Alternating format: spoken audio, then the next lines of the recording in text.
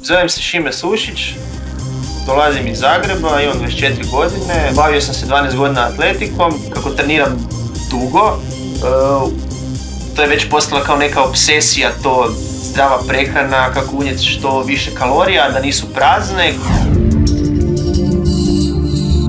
To znači da je Šime pobjedio u prvoj sezoni Masterchefa.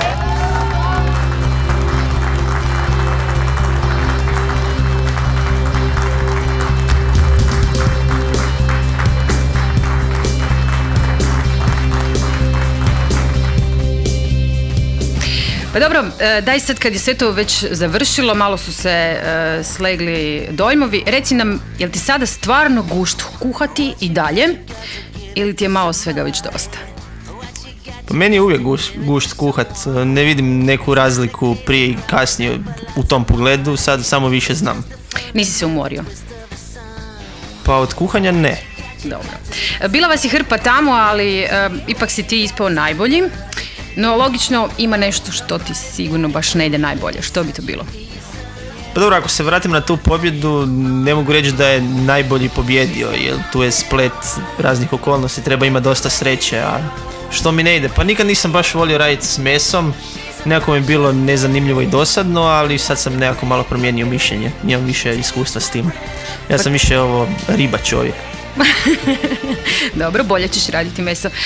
Tko ti je od kolega tamo na natjecanju u Masterchefu bio najbolji, po tvom mišljenju? U kuharskom smislu?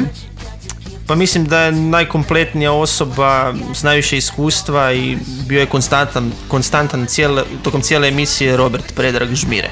Evo me. Reci nam sada koliko pacamo meso za pašticadu? A teško je to reći, 100 ljudi 100 čudi. A 100 riba? Da, 200 peraja. Dobro, koja je tajna domaćih njoka? Mislim, meni je zapravo fine su, prefine su, ali uvijek se lijepi sve za prste. Pa, ne znam, tajna je u tome da lijepi se dok ne staviš dovoljno brašna. Ali opet ne smiješ pretjerati s brašnom. Ja obično, imate nekad caka, mijesiš i ljepljivo je i jedan put prestane biti ljepljivo. I onda stane. I onda pustiš. Koliko god je ispalo. Da, ispalo. Kako ti ide suši? Pa dobro mi ide suši. Jer radim neku domaću varijantu sušija. Malo onako tradicionalniju. Ali kako mi nekako se prezivam Sušić, pa moram ići dobro suši. Logično. Osim sušija, vjerojatno voliš još neke stvari kuhati. Znamo da ne voliš baš pretjerano meso, više ribu. Što je tebi najdraže? Skuhati i pojest? Pa ne znam, mogu sad komplicirati, ali meni od frigane srdele i lešo blitve nema boljeg. Dobro, danas je praznik pa će mnogi možda ovih dana na neko roštiljanje. Imaš neki savjet da meso ipak bude nešto mekše, ćevapi finiji? Pa nemojte pretanko rezati vratinu. To je jedno što mogu reći, ali onda će biti suha i dobro je napaciti. Idemo Šime, ili pitanja. Žena koja predobro kuha ili ona koja ne zna ni kuhat, ću držati u rukama? Ona koja predobro kuha. Odlično. Ulje ili svinjska mast? Ulje. Bjelanjak ili žutanjak? Bjelanjak. Bokeljski brudet ili papazjanija? Ovo drugo ne znam, onda prvo. Prvo vidiš 4 vrste ribe, a papazjanija je čušpa iz od mesa. Kuda ćeš, Šime, na ljetovanje? Gdje ćeš slušati zvuke ljeta? Pa prvo bježim na jedan mali otočić Sveti Andrija, tamo ću biti 10 dana, onda se vraćam u Zagreb malo i onda ću većinu ljeta biti na Rabu. Sad ću vam pokazati gdje je svjetac, pazi vidim.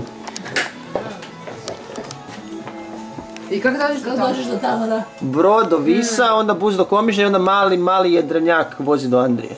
Koji ima neki svoj raspored? Ne, nema, to je privatno. Jer taj otok Sveti Andrija, to je, cijeli otok je u vlasništvu jedne obitelji, Zanki. I onda kako ima jedno 40 potomaka, taj otok je podijeljen na 40 porodi. I pazi, imate samo 3 kuće, na otoku nema struje, ima samo ova voda iz gušterne. Da, ali bio sam i ovdje.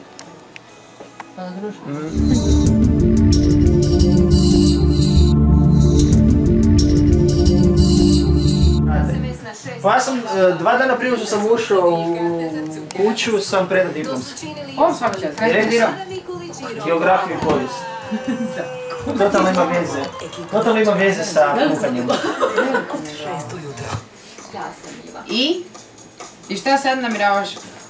Pobiš na more. I onda kad se vratiš? Diplomirati. A čekaj, predo si diplom. Nisi još imao onda ovo. No dobro, sad Ne, super mi je tema i baš će mi biti gušt. Kaj si pisao? Utjecaj i posljedice balastnih voda na Jadran. A kako slatko! Okej. A mi ipak na jugu cera.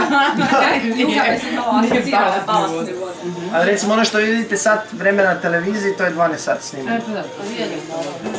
Pa skroz na početku se prijavilo 1500, onda su ih reducirali na 200. Onda su njih reducirali na 100 i onda je 100 išlo na audiciju, baš kuhat, pol sata vremena i moraš imati neku priču, onda si ušao u top 50 i onda su to srezali nekim testovima na top 20 i top 20 ili top 20. Ne, da, šta? Rezanje kapule, julienne i mirepoix, to su neki načini francuski, pa bez veze.